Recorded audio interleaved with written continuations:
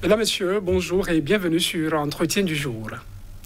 Apprendre l'art de convaincre sans avoir raison. Voilà qui peut nous rappeler un bout de l'aventure ambiguë, signature de Camino Khan, et semble donner un pouvoir à qui maîtrise la parole, qui maîtrise les mots, c'est les agencer, c'est utiliser la parole.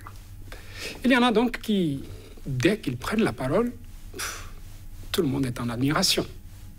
Beaucoup auraient souhaité être aussi éloquents, aussi percutants dans leur manière de prendre la parole, mais se disent que c'est un don qu'ils n'auraient pas. L'art oratoire est-il réellement un don hors de portée de ceux qui n'en seraient pas prédisposés, ou s'agit-il d'une culture que chacun peut se donner? Yara Moussa Soumane, bonjour. Bonjour. Vous êtes fondateur de Masterclass International, MC International, donc un programme qui outille en art oratoire. Dire que vous êtes journaliste aussi, oui, ne serait pas faux, n'est-ce pas? Bien sûr. C'est avec vous donc que nous parlons à oratoire aujourd'hui parce que vous avez fondé quand même ce programme. Et à propos déjà que vous en êtes l'initiateur, est-ce qu'on peut dire qu'on peut outiller quelqu'un qui ne s'y connaît pas en art oratoire, et fait de lui un bon orateur? Bien sûr que oui, parce que réellement, l'art oratoire, c'est une science.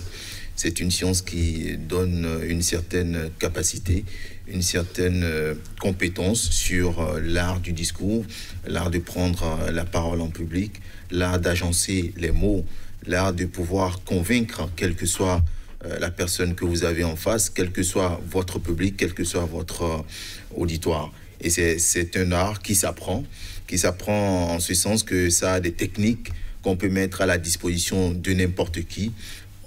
Et comme un grand penseur le dit, on ne naît pas orateur, on le devient. Devenir orateur, est-ce qu'on peut dire que c'est l'apanage de ceux qui ont été à l'école? Pas forcément, mais c'est l'apanage plutôt de ceux qui ont envie d'apprendre, ceux qui ont envie vraiment de pouvoir convaincre, parce que réellement, il y a des gens qui ne sont pas allés à l'école, mais s'ils prennent la parole, quelle que soit la langue qu'ils veulent utiliser, réellement, ils arrivent à trouver les mots, à pouvoir agencer les mots pour pouvoir vous convaincre. Parce que réellement, l'art oratoire, ce n'est pas forcément en français, c'est réellement dans toutes les langues.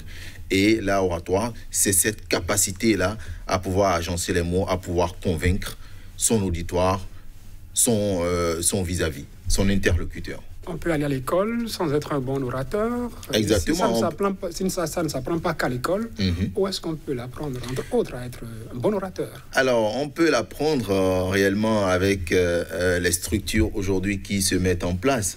Parce que ces structures-là ont compris que c'est une compétence que beaucoup ont envie d'acquérir. C'est une compétence dont tout le monde a réellement besoin, quel que soit son secteur d'activité. Et c'est en cela qu'aujourd'hui, ces structures-là ont une certaine notoriété, ont une certaine assise, que ce soit au Bénin et partout en Afrique. Et réellement, avec les masterclass MC International que nous portons, dont nous défendons leurs couleurs, aujourd'hui, nous avons constaté que de plus en plus, que ce soit les fonctionnaires, les chefs d'entreprise, les médecins ou les hommes politiques s'y intéressent parce qu'ils constatent que réellement, pour que leur discours puisse avoir une véritable portée, il faut qu'ils aillent à l'apprentissage des canaux de communication, à l'apprentissage de ces techniques-là de communication. Et voilà pourquoi réellement ces structures sont en train de s'installer et de se développer. Au-delà de cet effet enchanteur que bien parler peut apporter à celui-là, l'orateur, quelle plus-value ça pourrait apporter à quelqu'un d'aller se cultiver dans ce sens? Alors d'abord, on dira que l'art oratoire permet réellement d'améliorer votre aisance à l'oral. Ça permet de pouvoir convaincre votre interlocuteur, sur la possibilité ou l'opportunité d'acheter un produit, par exemple, ou d'acquérir un service.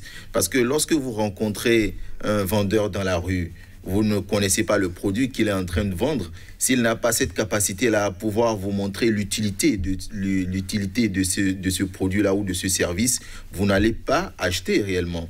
Et il vous arrive quand même d'acheter des produits parce que le vendeur avait une capacité, cette aisance-là, à pouvoir montrer les bienfaits de ce produit. Et une fois arrivé chez vous, vous vous demandez pourquoi j'ai acheté ce produit-là alors que je n'en avais même pas besoin. C'est parce qu'il a pu vous convaincre de l'utilité de son produit ou de son service. Et réellement, c'est de ça qu'il s'agit.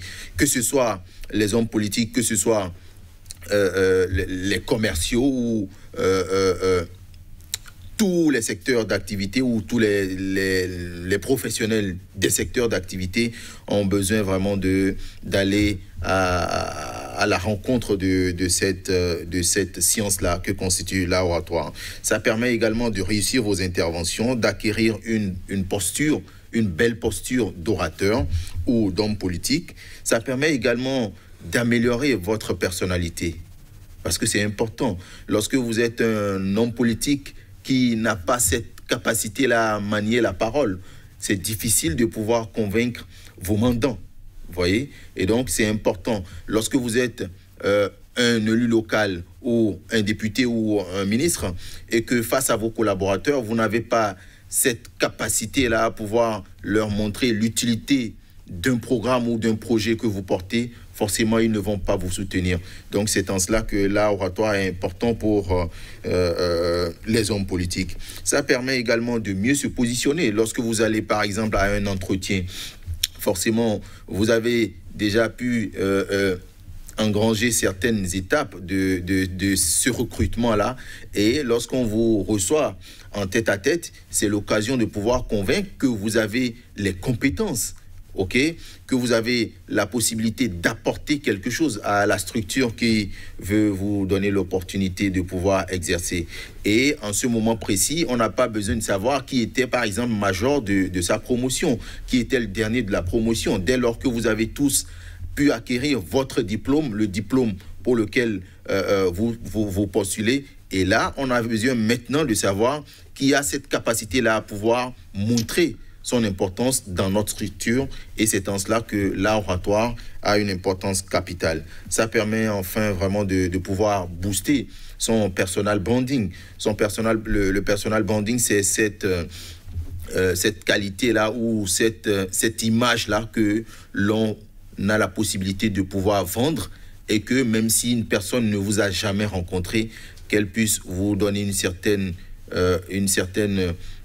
image, une certaine notoriété sans même pouvoir vous rencontrer. Juste parce qu'il vous a écouté plusieurs fois et il a senti que réellement vous êtes une personne qui a la capacité de pouvoir défendre sa vision et de pouvoir la partager devant un auditoire ou devant ses mandants. Il y en a qui diront, je suis timide. Est-ce que timidité va de pair avec bon orateur?